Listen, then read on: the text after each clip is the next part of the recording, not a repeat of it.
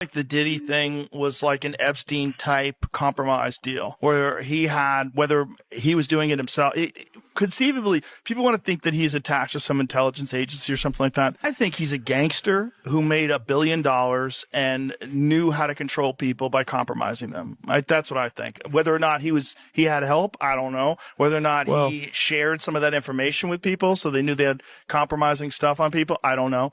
But clearly he was doing it for his own jollies too. There was something sick about it. Yeah. I mean, the thing is that people in the music and entertainment industry had to know that Diddy was like abusing, kids basically. And yet they still fed him kids. And like, where's the accountability? There had to be rumors. There had to be. They had to know.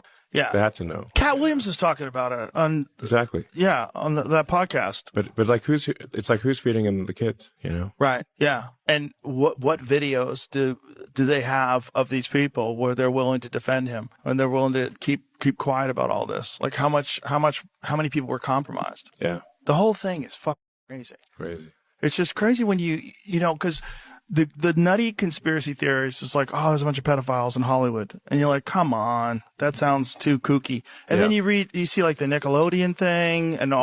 Listen close, because this is where everything turns up instantly. The noise jumps from whispers to full volume chaos, and suddenly everybody is watching the same names at the same time. Elon Musk and 50 Cent are being linked to claims that have the industry uncomfortable, restless, and checking exits fast. The story being pushed online is bold. People are saying Diddy isn't the real boss at all. He's being painted as the public-facing shield, the headline name meant to pull attention while bigger players stay untouched. And if that theory is even halfway true, then this situation goes way deeper than most people expected. Folks are now saying if you thought Diddy was the final level, you were never even playing the right game. I believe that they gave me a raw deal because this industry is a monster. It's the same monster that these Me Too trying to tell you about. But they hate the monster for how it, and I hate that monster for how it eats. But my God, man, it's the same monster. When I quit the show, all my friends would say, well, up them, Dave, why don't you just do Chappelle's show at another network? Yeah. And why doesn't a slave run from one plantation to another plantation? Because the master over there might be nicer. My God, man, I was trapped. You know what? Tell you the truth. I've even thought about coming back and doing another Chappelle show. Well, but if I... What makes this hit harder is how Elon fits into the picture. He's not just dropping vague posts anymore, at least according to the chatter. The claim is he's aligning with 50 Cent to help expose who's allegedly been shaping decisions, careers, and outcomes behind closed doors for years. Once that idea hit social media, it spread like wildfire. And here's where things get extra intense. 50 Cent has been loud, consistent, and upfront about parties, industry behavior, and his documentary plans. Elon, on the other hand, brings a different type of pressure. People keep pointing to data, timelines, and alleged access to private messages from Twitter, now X, messages that were never meant to be public. That kind of information doesn't just create headlines, it changes leverage and forces silence where there used to be confidence. Think about this. Sean Carter is responsible for enacting Hype Williams to put Aaliyah on a faulty plane, to move her out the way as punishment for rejecting him, and so he could level up Beyonce, who was struggling. Let's just say allegedly that happened. Now I want you to think about 106th and Park with Mary J. Blige. Free, who is a victim of Sean Carter. Yeah. Mary J. Blige, who is a victim of Sean Combs, are sitting there talking about the death of Aaliyah amongst each other. Think about that. You got a Diddy victim, you got a Jay-Z victim, and you got a superstar gone. They know what happened, and yet they had to sit there and have that conversation like they didn't know. Now people are breaking this down like a power pyramid. At the bottom, you've got the public-facing royalty that everyone already knows and sees. Above them sit the so-called gatekeepers, the ones accused of deciding who rises, who gets shelved, and who gets erased. And at the very top, there's one name being whispered that nobody expected, someone tied to influence, authority, and moral leadership, hiding in plain sight this whole time. This narrative stopped being about music a long time ago. Now it's about power, control, and who's really been calling the shots while the spotlight stayed somewhere else. This goes way beyond rappers and record labels and straight into institutions people never want questioned. We're talking influence stretching into corporate spaces, powerful organizations, and even the pulpit. That's why this feels different, and 50 Cent has been ringing the alarm for months, saying the quiet part out loud while others played freeze mode. How does Jay-Z sit down with Gayle King and she not ask him one question about the intersection between him and Aaliyah and Robert Kelly? This is insane that people keep refusing. I've been screaming, not just Diddy, but Diddy and Jay-Z are monsters. Harvey Weinstein, Jeffrey Epstein, Robert Kelly, Sean Combs have one person in common professionally and privately. Sean Carter. This has been a fist of tyranny that has been punching through. That changes now, Sean. You have no choice. That Dream Hampton was being financed and ran by Sean Carter. They were able to go and get all of these witnesses because he was there with Robert. So stay locked in, because this isn't messy rumor talk or random internet noise. This is about long-running patterns, power structures, and why certain people always seem protected no matter what drops. Once you start connecting dots, the silence doesn't feel accidental anymore. Before we climb higher up this power pyramid, you've got to understand why Diddy's situation matters far beyond hip-hop culture. This isn't a biography breakdown or a nostalgia run. I'm skipping all the fluff and getting straight to the pressure points you actually came here for. Everybody already knows this part, but it still hits every single time. 50 Cent released his Diddy documentary, A Reckoning, because the entire industry went dead quiet. No strong statements, no outrage campaigns, just nervous energy and people suddenly losing their voices. Folks weren't speaking because they were scared, protecting relationships or trying not to shake the table. And 50 made it clear that staying silent would make it look like hip-hop culture was co-signing behavior it shouldn't. There was nobody else willing to step forward, no executives risking their positions, no major artists breaking ranks, no insiders volunteering information. So 50 took the risk himself and put his own name in the line of fire, knowing exactly what kind of backlash comes with that. And this is where things turn dark, heavy, and uncomfortable fast. There have been allegations that Diddy's home contained hundreds of hidden cameras. Not a few, not a dozen, hundreds.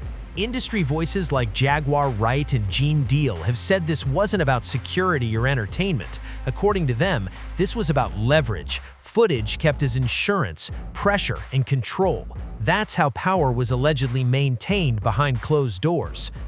That's how people stayed silent. That's how careers were either protected or completely wiped out. Fear does the talking when leverage is involved. And now, according to industry chatter, those same tapes are allegedly being shopped around Hollywood. Big names are stressed, phones blowing up non-stop, emergency meetings happening behind closed doors with nobody tweeting a thing. But here's the part that flips the whole situation upside down. Why does Elon Musk being connected to this make it hit different? Why does his name change the temperature instantly? Elon owns X, formerly Twitter, and that's where things get real uncomfortable. We're talking years of private DMs, conversations between celebrities, politicians, executives, and power players who thought those messages were buried forever. Messages sent late at night, during deals, after parties, and in moments people assumed would never resurface. When alleged footage lines up with data, timelines start forming, patterns become obvious, and that's when real panic kicks in. Then Elon sat down with Joe Rogan, and he didn't tease or speak in riddles. He went straight to the point. He brought up Jennifer Lopez, someone who's been vocal about politics, public figures, and warning the public about influence. Elon asked the one question nobody in Hollywood wanted asked out loud. How many times did J-Lo warn the public about Diddy? 0. Not once. And this is someone who was publicly known as his ex. Elon said it plainly. Maybe her opinions shouldn't always be taken at face value. No long rant, no dramatic buildup, just a clean, sharp statement that landed hard. That single moment shook the internet, because now people started thinking deeper. Someone that close to Diddy never hinted at anything. No warnings, no concern, no visible distance, nothing. So what does that say? Either she truly didn't know, which a lot of people find hard to believe, or she knew and chose silence. And if silence was the move, then why? What was being protected? Or more importantly, who was being protected? Now we officially start climbing the pyramid. Level 1 is Jay-Z and Beyoncé. And yeah, just saying those names out loud already makes people uncomfortable. But don't get it twisted, this is only the entry level. This isn't the top. This is just the first layer before things really get unsettling. Jaguar Wright sat down for an interview with Piers Morgan and started saying things people swear she wasn't supposed to say out loud. She spoke openly about Jay-Z and Diddy, touching on long-rumored industry dynamics that many claim have been buried for years. And what happened right after that interview aired? The episode disappeared just 48 hours later, pulled down, deleted, like it never existed. Jaguar raised a question that made a lot of people squirm. How does Jay-Z sit across from Gayle King on CBS and never get asked about long-standing industry rumors linking him to other powerful figures? How does that conversation happen without addressing the elephant sitting right in the room? People watching noticed that silence immediately. She didn't tiptoe around it either. Jaguar referred to both Diddy and Jay-Z as monsters, and that single word sent shockwaves across social media. Whether people agree or disagree, the reaction was instant and intense. She went even further, claiming they've had a tight grip on the industry for decades, shaping careers and outcomes behind the scenes. Once that idea hits your ears, it's hard to ignore, and that's why the clip spread so fast before it vanished.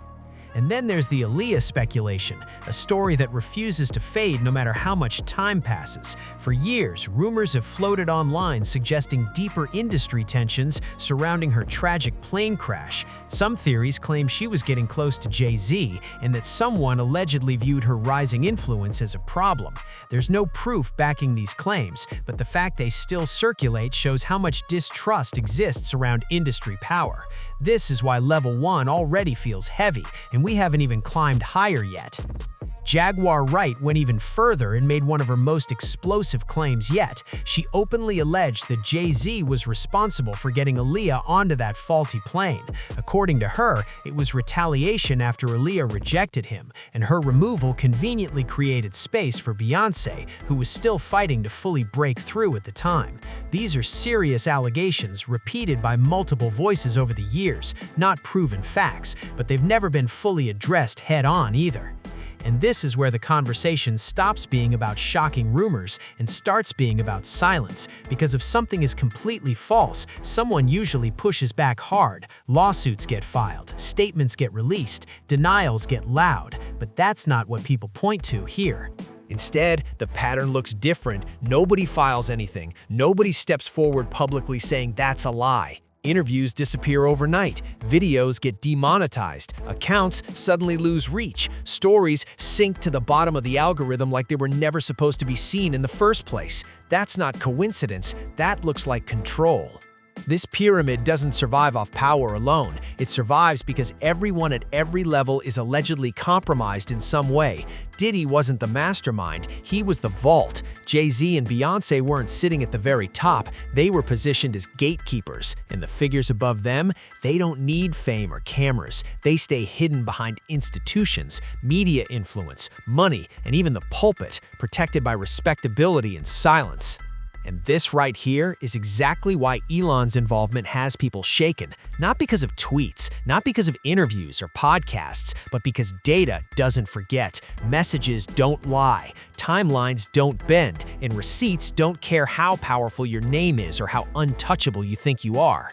This was never about cancel culture or dragging celebrities just for clicks. This is about patterns that keep repeating. It's about why the same names keep surfacing year after year, decade after decade, and more importantly, why those same names rarely get pressed, rarely get challenged, and almost never get put on the spot.